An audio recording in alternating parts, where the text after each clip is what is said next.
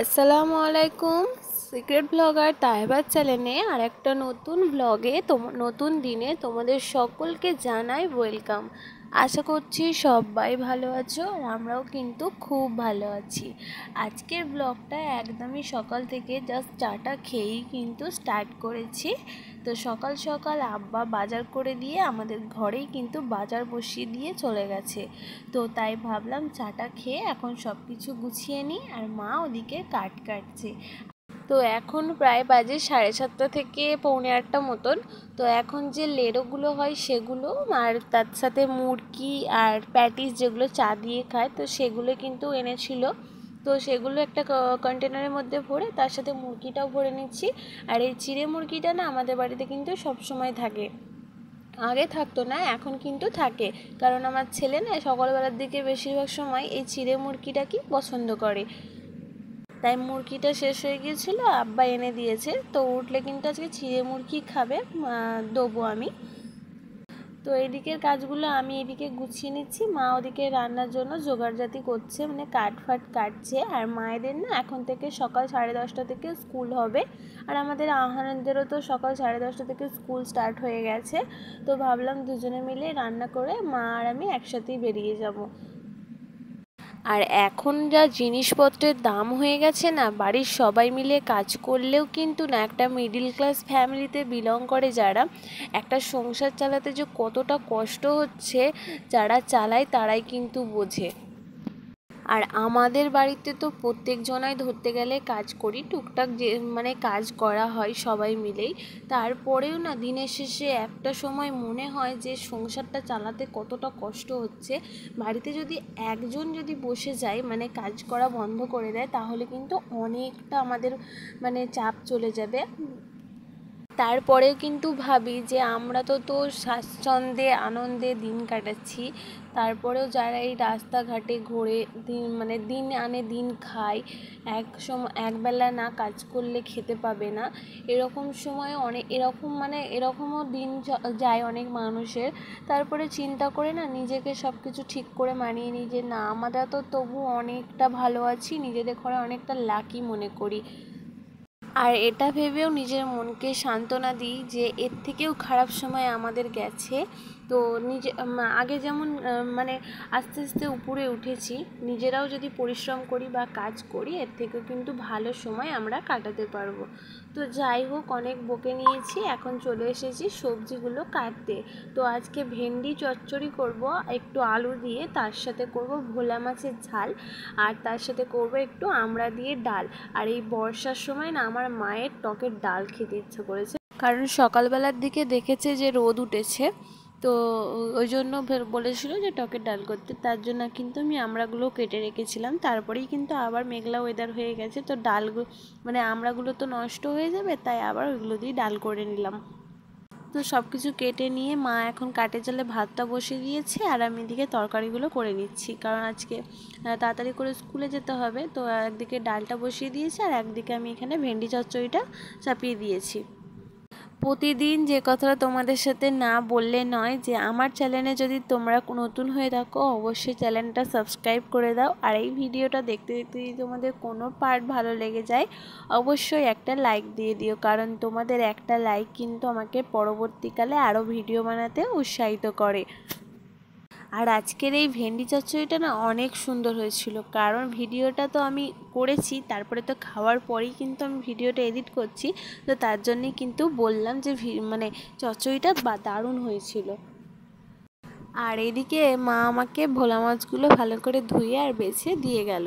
তো মাই মশলাটা মাখিয়ে নেবে, কারণ মাছটা মাই ধুয়েছে, তাই আঁশটে গন্ধ মায়ের হাত দিয়ে বেরোবে। আমি আর মাছটা হাত দিলাম না, নাহলে আমার হাত দিয়েও কিন্তু আঁশটে গন্ধ বেরোবে, আর আমার এই আঁশটে গন্ধটা না একদমই ভালো লাগে না।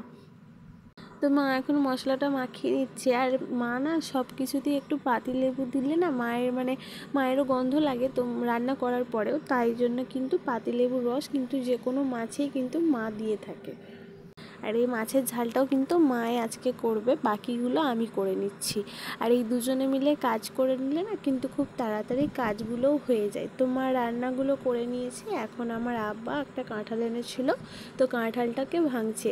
আর ছেলেও স্কুলে চলে গেছে, ছেলে না কাঁঠাল খেতে খুব ভালোবাসে, তাই আব্বা বলছে যে ও আগে স্কুলে চলে যাক, তারপরে কাঁঠালটা ভাঙবো, কারণ স্কুলে যদি খেয়ে যায় পেটে যদি যন্ত্রণা করে তো তারপরে আবার সে একটা অসুবিধা হবে, তার জন্য। তারপরে মাও স্কুলে চলে গেছে, আর ছেলেকে আজকে ওর পাপাই রেখে এসেছে, কারণ আমাকে আজকে যেতে হয়নি, বললাম তুমি বাড়িতে আছো, তুমি গিয়ে দিয়ে এসো, আমি গিয়ে নিয়ে আসবো। তো সবাই মিলে চলে গেছে, এখন বাড়ি পুরো ফাঁকা। এখন আমি চলে এসেছি ঘরগুলোকে গোছাতে। তো বিছানার চাদরটা একটু ঠিক করে এখন একটু ঝাড় পোছা করে নেব। চলো ঘরটা গোছাতে গোছাতে তোমাদের সাথে আমার একটা কষ্টের কথা শেয়ার করি। ভেবেছিলাম কষ্টের কথাটা তোমাদের সাথে কারোর সাথেই শেয়ার করব না, তাও কি না বললে নয়। অনেকে আছে আমাকে বলে যে তুমি তো বাপের বাড়ি থাকো, তুমি আর কি বুঝবে বলো, শ্বশুর বাড়ি যদি থাকতে তাহলে শ্বশুর বাড়িতে গিয়ে এটা করতে পারতে না বা ওটা করতে পারতে না, তাদের কথা শুনতে হতো, এই জিনিসটা করতে পারতে না। তো তারে ঘরেই উদ্দেশ্য করে কথাটা বলা যে শ্বশুর বাড়ি হোক বা বাপের বাড়ি হোক, কাজ কিন্তু সবাইকেই করতে হয়। আর বকাঝকাও বকাঝকাও কিন্তু বাড়িতে করে, ঠিক আছে, তা বলে যে কাজের জন্য বকাঝকা খায় সেটার জন্য নয়। মানে ধরো সবার তো শ্বশুরবাড়ি এক নয়, হয় কারো শ্বশুরবাড়ি খুব ভালো, কারো শ্বশুরবাড়ি খুব খারাপ। তো যদি আমার শ্বশুরবাড়িটা, যদি আমার কপালে যদি ভালো শ্বশুরবাড়ি একটা লেখা থাকতো, আমাকে তো নাই বলতে পারতো কিছু, তাই না? তোমরা এটা ভেবে কেন বলো যে আমি বাপের বাড়ি থাকি বলেই হয়তো আমাকে মা কিছু বলে না বা আমার বাবা কিছু বলে না। এটা কিন্তু তোমাদের একদমই ভুল ধারণা যে বাপের বাড়ি থাকি বলে কেউ কিছু বলে না, আমার যেটা ইচ্ছা আমি সেটাই করি, সেটা কিন্তু নয়। আমি যা কিছু করি কিন্তু বাড়ির সবার পারমিশন নিয়েই কিন্তু করি। আজকে যে আমি এই ইউটিউব প্ল্যাটফর্মে আছি, ভিডিও করছি, এটা কিন্তু আমার একার দ্বারা সম্ভব হয় না, কিন্তু আমি বাড়িতে সবাইকে বলি, আমাকে সবাই মিলে কিন্তু সাপোর্ট করে। হ্যাঁ, প্রথমে আমার হাজব্যান্ড একটু রাজি ছিল না, তারপরে কিন্তু তাকে রাজি করিয়ে আমি এখন কিন্তু ভিডিওগুলো করি। আর এই যে প্রতিদিন যে ভিডিওগুলো করি এত এত নেট লাগে, তো সেগুলো কিন্তু আমার হাজব্যান্ডের ফোন থেকেই আমাকে দেয়, আমি ভিডিওগুলো তবেই কিন্তু আপলোড করতে পারি। আর আমার যা ফোন 5G তো নয়, 4G ফোন, তো নেট যদি আমি ভিডিও আপলোড করতে লাগি আমার কিন্তু 2 দিন লাগবে এই ভিডিও আপলোড করতে। আর আমার বাড়িতে কিন্তু একদমই কিন্তু নেটওয়ার্ক থাকে না। তো আমার বর না সাপোর্ট করলে কিন্তু আমি একদিন আড়ে আড়ে যে ভিডিওগুলো দিচ্ছি সেগুলো কিন্তু আমি দিতে পারতাম না। তো যাই হোক, যদি এই কথাগুলো কারোর খারাপ লেগে যায়, আমি তাদের কাছ থেকে কিন্তু অনেক অনেক করে মানে মাপ চেয়ে নিচ্ছি। যদি কিছু ভুল বলে থাকি তাহলে কিন্তু আমাকে ক্ষমা করে দিতে পারো। আর এইটা একটা কথাই বলবো যে কারো ব্যাপারে কিছু না জেনে কিন্তু তাকে জাজমেন্ট করাটা একদমই উচিত না। পরিস্থিতি কিন্তু সবার এক থাকে না, কারণ সব সময় কিন্তু সবার কিন্তু পরিস্থিতি চেঞ্জ হতে থাকে। হয়তো এখন আছি, পরেও কিন্তু থাকতে পারি বা শ্বশুরবাড়ি, সেটা আমি চিন্তা করি না শ্বশুরবাড়িটা কী বাপের বাড়ি, কিন্তু আমি ভালো আছি, আমি সবাইকে ভালো রাখতে চাই আর সবাইকে নিয়ে ভালো থাকতে চাই। তো আমার কাছে এটাই প্রায়োরিটি দেয় সব থেকে বেশি, কারোর কোনো কথা কিন্তু আমি কানে দিই না। তো যাই হোক, অনেক কাজ করে নিয়েছি, এখনও কিছু কাজ বাকি আছে, সব কিছু কাজ যদি দেখাতে চাই ভিডিওটা কিন্তু অনেক লং হয়ে যাবে। তো উঠোনটা ঝাঁট দিয়ে থালাবাটি মেজেছি, জল ভরেছি, স্নান করে খানিকটা রেস্ট নিয়ে তারপরে কিন্তু ছেলেকে আনতে চলে গিয়েছিলাম স্কুলে।